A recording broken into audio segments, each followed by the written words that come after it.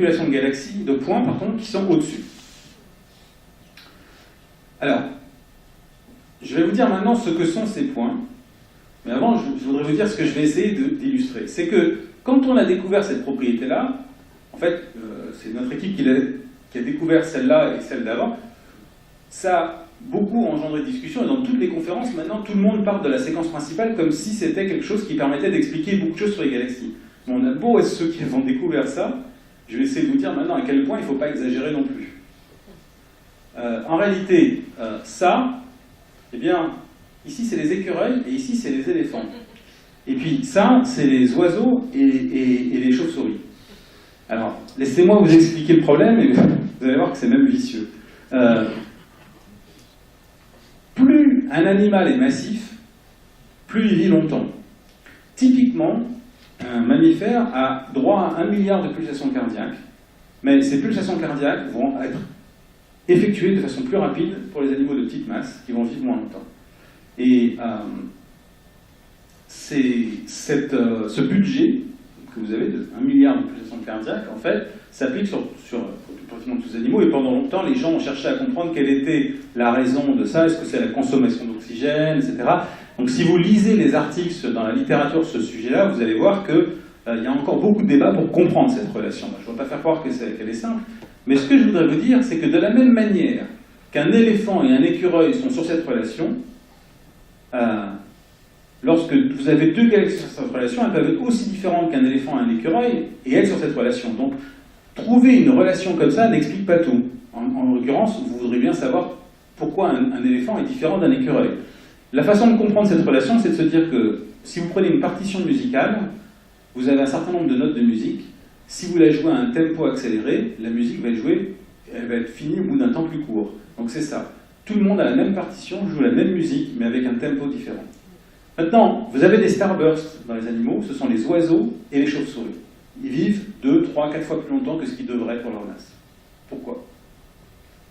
Eh bien, c'est là où je trouve que la nature nous fournit des analogies qui sont tellement semblables à ce qu'on observe dans l'univers lointain qu'on pourrait se demander s'il ne faudrait pas étudier les oiseaux pour comprendre les galaxies spirales.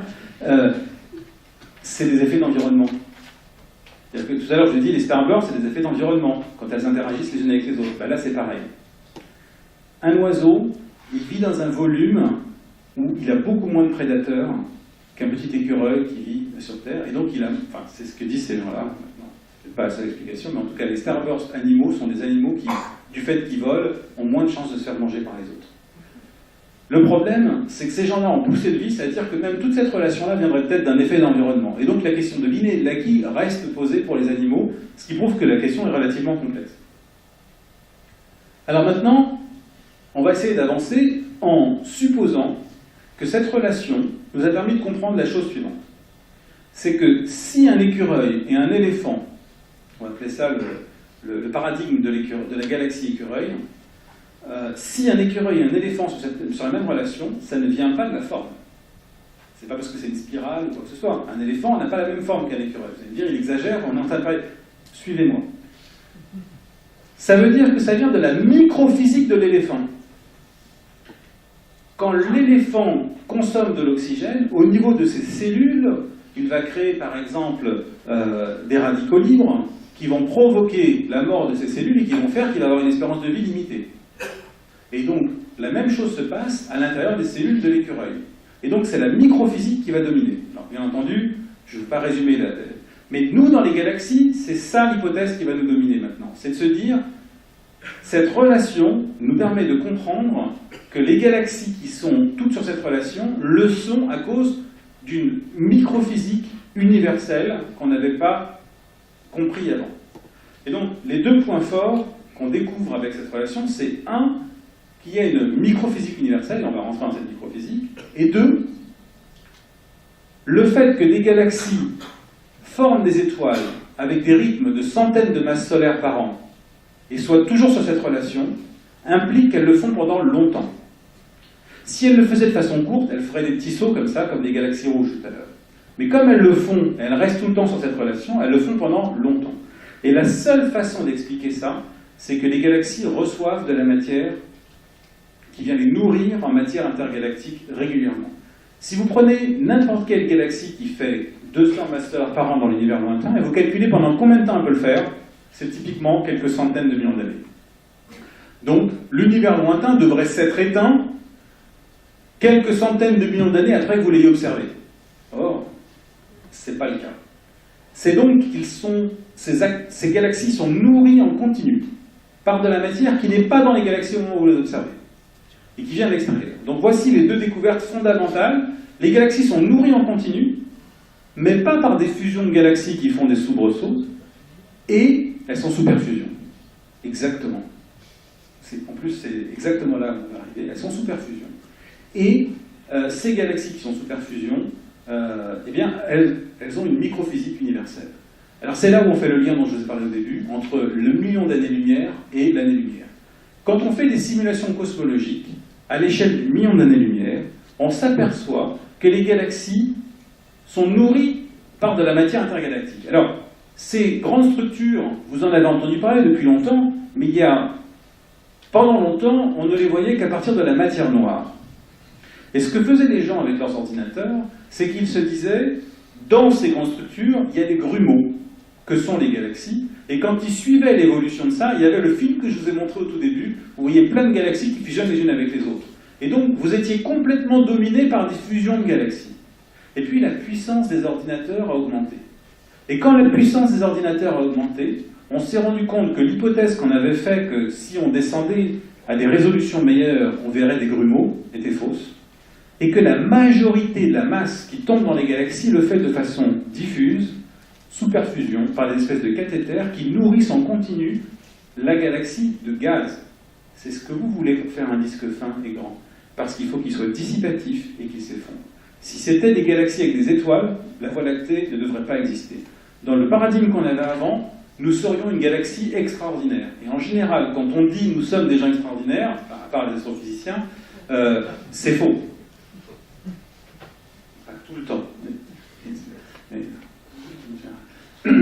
Et maintenant, aux échelles de l'année-lumière, vous avez ici un plat de spaghettis. Cette image a été réalisée avec Herschel dans un nuage moléculaire où naissent les étoiles. Et on s'est rendu compte que les étoiles naissaient dans des filaments. Ça, c'est une découverte qui avait été précédée. Avant Herschel, on avait vu des possibilités de distribution linéaire comme ça. Et avec Herschel, on se rend compte que c'est carrément complètement dominant. Et que toutes les étoiles naissent dans des filaments. Et finalement, les programmes informatiques qui ont été utilisés pour simuler ce qui se passe sur des millions d'années-lumière sont aussi utilisés pour simuler ce qui se passe sur des fractions d'années-lumière. Et on se rend compte qu'il y a des filaments aussi. Alors, il y a une différence essentielle, c'est qu'ici, il n'y a que de la gravité, et ici, il y a de la gravité, et puis des mécanismes de turbulence, sur lesquels je reviendrai après, qui régulent la formation d'étoiles. Donc maintenant, je prends cette zone ici, de formation d'étoiles, je zoome, et vous voyez ici un filament avec des grumeaux qui vont être des étoiles, qui vont être proto-étoiles. Et, alors, je ne sais pas si j'appuie dessus ou s'il se fait tout ça. Voilà. Là, vous avez une simulation qui montre le genre de choses que vous attendez quand vous avez de la matière qui s'effondre. Vous avez, progressivement, ça s'effondre sous l'effet de la gravité, vous allez avoir une structure filamentaire qui est assemblée. Alors, ça met un petit peu de temps. La simulation a été faite pour notre propos, donc du coup, les gens ont laissé une pause là-dessus. Sinon, à part ça... je vais voir.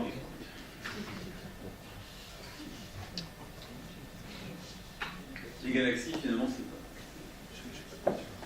Cette simulation, elle est pratique, parce que j'arrive jamais à voir pendant que je... Ça dure que 15 minutes, hein, c'est ça. Mais bon, si j'avais pas ça, je pourrais pas m'en poser du tout.